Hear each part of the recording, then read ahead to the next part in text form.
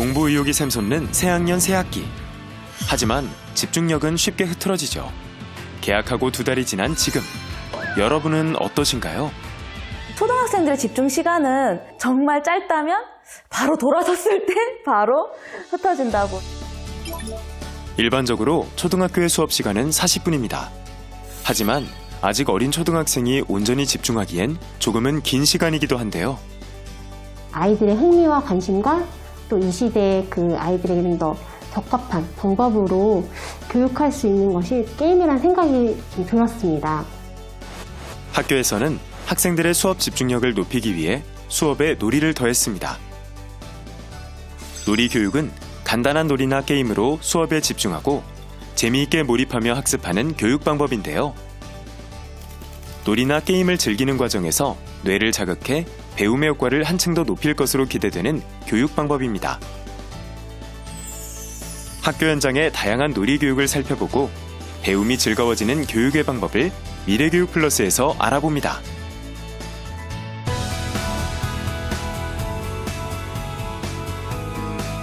안녕하십니까. EBS 미래교육 플러스 신종호입니다. 인류가 즐기는 모든 문화의 기원과 발전은 놀이에서 비롯됐다고 네덜란드 철학자 요한 하이징하는 말했습니다.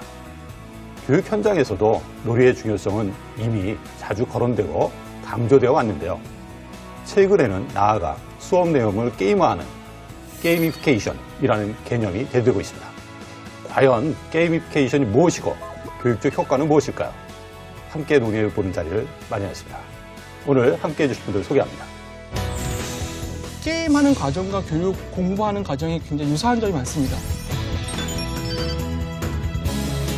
게임하듯이 공부하면 굉장히 잘할 거다라고 하는데 실제로 그렇게 하는 거죠.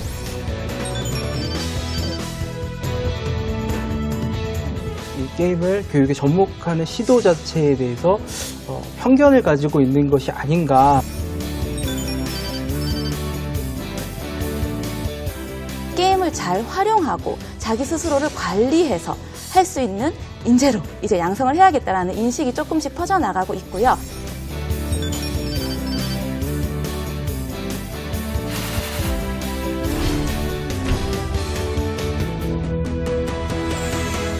최 선생님, 제가 좀 고백할 게 하나 있는데 우리 애들이 게임을 너무 좋아해요. 그래서 제가 뭐라고 하냐면 너 게임하듯이 공부하면 분명히 1등 할 거다. 그런 얘기 하세요, 혹시 집에서? 근데 저희 딸이라서 그런지, 뭐, 그닥 그렇게 게임에 이렇게 막 매몰되지는 않아서 별로 그런 건 없는데, 저는 제가 어렸을 때, 제가 기억나죠? 초등학교 때, 정말 그 오락실에서 정말 살았어요. 예, 살아가지고 엄마한테 귀 뚝 뚫려가지고 끌려났던 그런 기억이 많이 나는데, 저 오늘 지금 이게 듣고, 전 지금 처음 듣는 개념이거든요. 말은 잘 안 나오네. 게이미피케이션? 뭐 이건데, 이게 지금 공부를 게임하듯이 하라는 의미예요? 게임을 공부하듯이 하라는 의미예요? 이게 어떤 개념인지 좀 궁금해요. 지금 말씀하신 것처럼 되게 혼란스러운 개념이거든요. 네. 두 분 전문가 오늘 모셨으니까 그러니까, 네. 게이미피케이션이 뭔지 이 정의부터 확실히 하고 넘어갔으면 좋겠습니다. 게이미피케이션을 너무 어렵게 생각하지 않으셨으면 좋겠어요. 한국말로 가게 되면 게임화라는 이제 의미인데 게임화. 게임의 어떤 그 구조적인 원리를 일반 사람들이 하는 모든 행위에 적용을 해보자라는 의미이죠. 게임을 하라는 게 아니라, 게임의 원리를 모든 활동에 적용한다는 개념이에요. 게임의 원리를 적용하는 거예요? 네, 게임을 구성하고 있는 근본적인 원리를 사람들이 하는 모든 행위에 적용을 하면 훨씬 생산성도 높아지고 또 즐겁고 화기애애한 분위기로 뭐든 할 수 있다. 그래서 아까 말씀하신 게임하듯이 공부하면 굉장히 잘할 거다라고 하는데 실제로 그렇게 하는 거죠. 그러니까 게임하듯이 공부하는 것. 네, 이게 맞습니다. 게이미피케이션. 교육에서 게이미피케이션이다. 네, 이렇게 맞습니다. 봐도 그런 괜찮은 개념이라고 거죠. 생각하시면 쉽게 이해하실 수 있을 거예요. 비전문 분야에도 게임에 사용되는 메커니즘을 활용한다라고 생각하시면 될 것 같고요. 쉬운 예로 우리가 다 알고 있는 어릴 때 달고나 과자 있잖아요. 그것도 사실 맞아요. 게이미피케이션이 적용돼 있거든요. 명확한 맞아요. 과제가 있습니다. 모양대로 잘라서 잘 잘라야 돼. 바늘로 꽁꽁꽁꽁 네, 바늘로 해서 그 과정에서 능동적으로 수행이 일어나고요. 몰입하게 됩니다. 그리고 성공했을 경우에 명확한 보상이 따르고. 그래서 달고나 사장님 입장에서는 소비 촉진에 게이미피케이션을 활용한 경우고요. 또 뭐 재밌는 예로는 덕평유괴소에 있는 강한 남자 찾기 게임이라고 그러니까 소변기에 게임 화면을 설치해서 이제 거기에 오줌의 양과 강도에 따라서 우리가 그런 것도 있어요? 대전격투 게임이 실행이 되고 그 또 공격력이 세져서 파리가 붙어 있는 건 봤어요. 네, 거기서 더 진화한 방법이죠. 아, 그렇구나. 네, 그래서 80% 이상의 이제 청결도가 유지되는 그런 효과가 있어서 굉장히 다양한 분야에 거의 뭐 정치, 경제, 사회, 문화 모든 분야에 적용할 수 있는 방법론이다. 그런 패러다임이다라고 생각하시면 될 것 같습니다. 이게 지금 사실 원리니까 다른 분야에서도 굉장히 많이 활용이 될 수 있을 것 같아요. 뭐 경제도 그렇고 경영도 그렇고 뭐 그런데 특히 이 교육 쪽에서 그렇게 활용도 높다고 하는데 그 이유는 뭘까요? 크게 한 3가지 정도가 있을 것 같은데요. 첫 번째는 교육이 자기가 적성에 맞지 않는 이상 학습을 하면서 공부를 하면서 재미를 느끼기 좀 어렵잖아요, 사실. 불가능이죠. 네.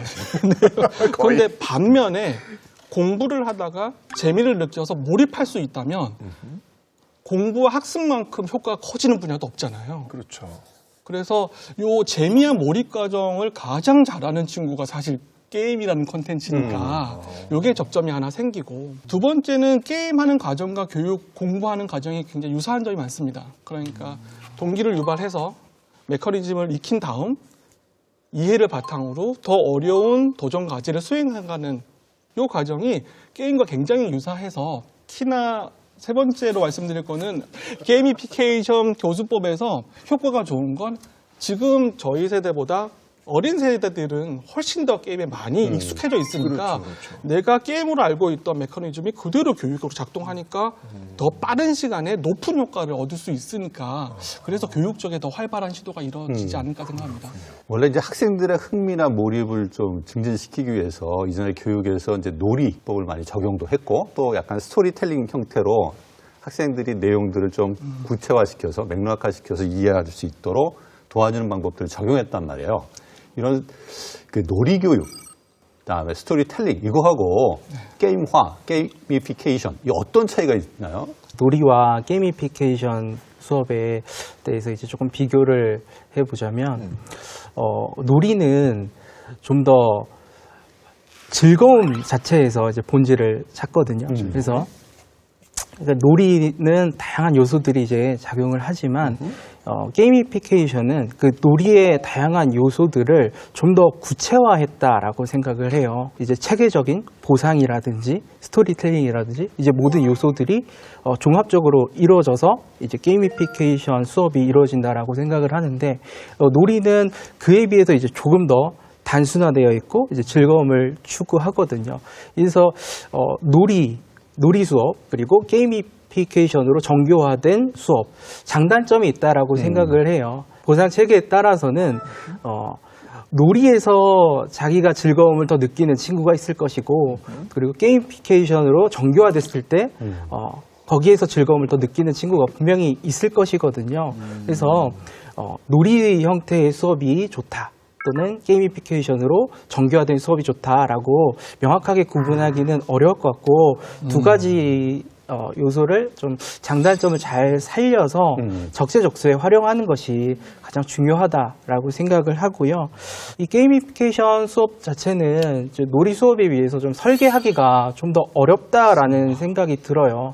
그래서 지금 놀이 수업은 굉장히 많이 확산이 되어가고 있는 추세인데, 게이미피케이션 수업은 실제 현장에서 적용 자체는 조금 진입장벽이 어렵고 일부 선생님들이 이제 좀 선도적으로 시작을 하고 있는 단계가 아닌가라고 생각을 합니다. 이 게이미피케이션이 효과적이려면 실제 학생들이 좋아해야 되거든요. 네, 맞습니다. 그러니까 요새 학생들은 태어나면서부터 디지털 디바이스를 갖고 논다. 그래서 뭐 디지털 네이티브다라고 얘기도 하고, 어떤 분은 알파 세대다 이렇게 정의를 하는데, 학교에서 보시기에 이전하고 우리 지금 현재 학생들하고 차이를 많이 느끼시죠? 요즘 학생들은 말씀하셨다시피 태어나면서부터 스마트폰을 손에서 놓지 않고 사용해 오고 있습니다. 그리고 학교에서조차 수업 시간에 태블릿 PC나 개인 핸드폰을 활용하고 있습니다.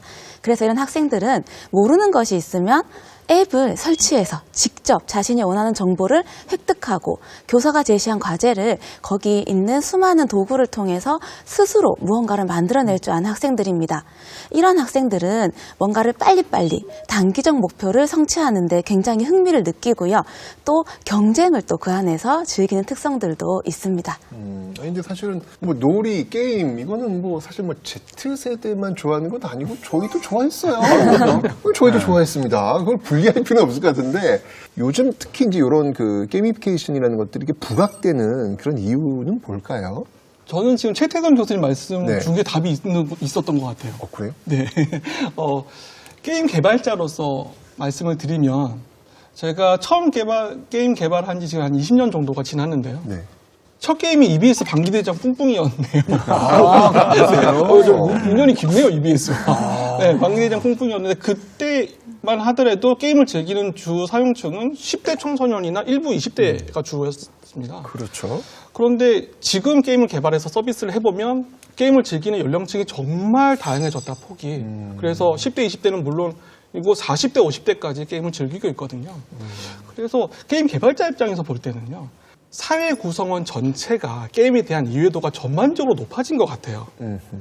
그러니까 게이미피케이션이라는 용어가 뭐 본격적으로 사용한 지 한 10년이 지났는데 그 10년 동안 어떤 혁신적인 연구나 논문 발표, 뭐 그런 작품이라든가 또 언론 보도를 통한 매체를 통해서 정보를 국민들이 알게 됐고 이런 건 잘 떠오르지가 않아요.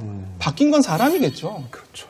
각 분야의 실무 담당자들이 게임을 해본 경험이 있는 거죠. 부루마블 졸리 게임부터 오락실에서 뭐 게임을 하고 PC방에서 테트리스라든가 뭐 이런 다양한 게임들을 접한 경험을 가지고 내 실무에 적용하려다 보니까 이거 이렇게 하면 재밌겠는데? 이 부분만 게임 만들 수 있겠는데라고 자기의 배경 지식에서 가져올 수 있으니까 경험에서 그래서 이전 경우에는 그런 각 분야의 핵심 인력들이 게임에 대해서 잘 몰라서 좀 더 접근하기 어렵다면 지금은 뭐 실무 팀장님들이 게임을 잘 알고 담당자가 게임을 아니까 이거 우리가 한번 해보자 라는 혁신적인 시도가 계속 이루어질 수 있지 않나라고 생각이 듭니다.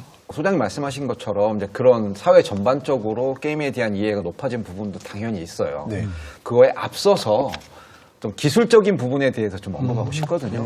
사실 게임이라는 게 어찌 보면 기술의 산물이에요. 우리가 알고 있는 디지털 게임이라는 거는 그렇죠. 컴퓨터 테크놀로지의 발달하면서 나온 사실은 소비할 수 있는 어떤 일종의 콘텐츠란 말이죠. 현대 시대 자체가 디지털 시대이고 그다음에 우리가 손쉽게 접할 수 있는 것들이 디지털 콘텐츠예요.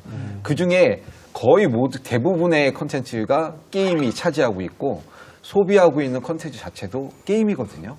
그렇다 보니 사회 전반적으로 이런 인식의 확산도 당연히 되어 있고 기술적인 인프라 구축도 되어 있고 쉽게 접할 수 있고 쉽게 소비할 수 있기 때문에 그 부분에 대한 관심도 높아지고 있고 또 이게 왜 이렇게 효과적으로 많이 사람들이 즐기고 소비하느냐를 찾다 보니 이 게이미피케이션이라는 개념의 어떤 중요성이 점점 부각되고 있지 않나 이렇게 생각합니다.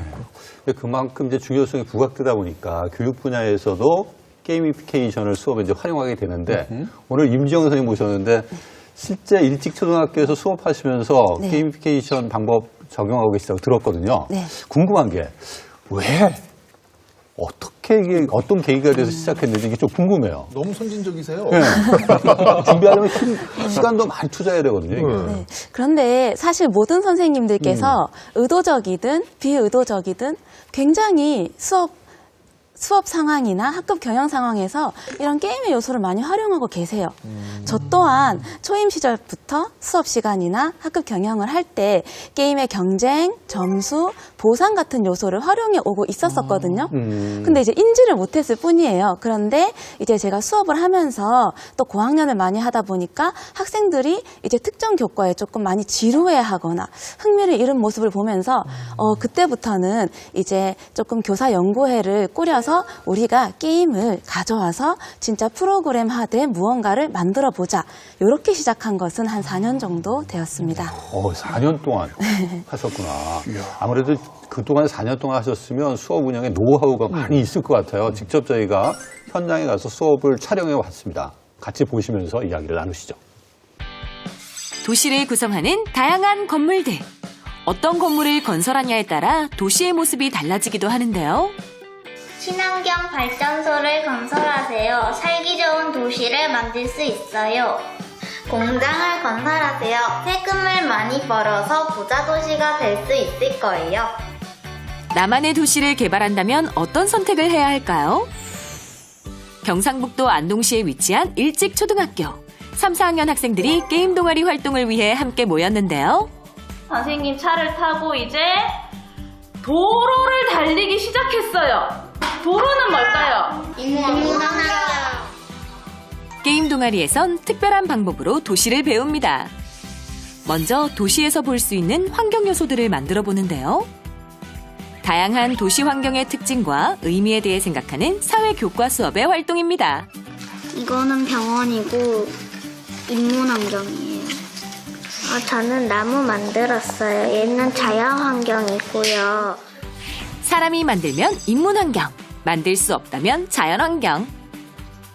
내가 만든 환경 요소의 종류를 나눠보며 도시의 특징을 배우는데요. 학생들이 3학년 사회교육과정에 인문환경과 자연환경에 대해서 배우게 되고 그것을 구분하는 것을 학생들이 직접 구체적인 공작활동을 통해서 이렇게 학습할 수 있도록 준비한 것이고 이것이 또 도시건설 게임에 필요한 요소입니다. 도시건설 게임은 유명 컴퓨터 게임을 응용한 게이미피케이션 수업입니다. 게임 재화로 도시 요소를 구입하고 원하는 곳에 배치해 나만의 도시를 꾸려나가는 방식인데요. 시간이 지나면 건물별로 세금을 받고 그 돈으로 다시 새로운 건물을 세워 도시를 개발합니다. 자, 지금부터 도시건설 게임을 시작해 보겠습니다. 도시건설 게임에서 가장 먼저 할 일은 학년에 맞춰 각자가 할 수 있는 역할을 정하는 것입니다. 오, 재밌네요. 전문적이야. 네, 원래 저렇게 역할놀이를 하는 거죠. 네. 그게 RPG니까. 수학 잘해서 예산팀장 했어요. 도시계획의 큰 틀을 정하는 시장 역할은 인문환경과 자연환경을 배운 4학년 학생들이 맡았습니다. 해양열 주택 사고 자동차 세대 정도 사고 향이 도로를 사야 되는데 내가 도로 일단 첫 번째로 사고 나머지 5개. 학생들은 건물을 세울 때 필요한 비용과 세금, 그리고 인구까지 종합적인 정보를 고려해 도시계획을 세우는데요. 도시건설에 필요한 도로와 건물, 지역을 사는 것은 건설팀장의 몫입니다. 자, 번우야, 그거 지역 몇 금소예요? 5금소인데 2개 달래요. 그럼 몇 금소예요? 10금소 이렇게 줄 거예요. 선생님이 그거 지역 2장 줄게요. 자. 학생들이 활용하는 화폐입니다. 네. 경제도 같이 배우는 거예요. 경제학까지 해서 배워요. 건설팀장은 구입한 환경 요소들을 도시계획에 맞춰 지도에 설치하는데요. 첫 번째 팀은 공원, 풍력발전소 등의 환경 요소를 많이 건설해 친환경 도시를 개발하기로 했습니다. 우리 도시는 친환경적인 도시여서 사람이 살기 좋아요. 인구조사원을 맡은 3학년은 도시에서 세금을 낼 수 있는 인구를 계산하는데요. 도로는 인구가 5인데 10개를 사서 인구가 50이에요. 또 다른 팀은 어떤 도시를 개발하고 있을까요? 세금을 많이 거둘 수 있는 환경 요소 위주로 건설했는데요. 야, 자동차는 인구가 없어. 대중교통을 사야 돼. 오, 맞네. 우리 친환경 지수가 너무 낮으니까 나무를 한 2개 정도 사자. 우리 도시의 부족한 점은 고쳐나가야겠죠? 시간이 지나면 예산팀장이 건설한 건물마다 받을 수 있는 세금을 꼼꼼하게 계산합니다. 우리 마을에는 공업지역 같은 공장이 많아가지고 795 세금을 받을 수 있어요. 도시건설 게임의 모든 규칙과 역할은 교과서의 학습 내용을 바탕으로 하는데요. 도시건설 게임의 수업 목표는 3, 4학년 학년군에서는 인문환경과 자연환경에 대해서 학생들이 이해를 하고 이 수학 계산을 이 게임에 투입을 하면 학생들이 게임을 빨리 진행하려고 또 우리 팀이 이기기 위해서 빠르고 정확하게 계산하는 데 도움이 되기도 합니다. 게임을 재미있게 즐겼다면 이제 공부한 내용을 다시 한번 돌아볼 시간입니다.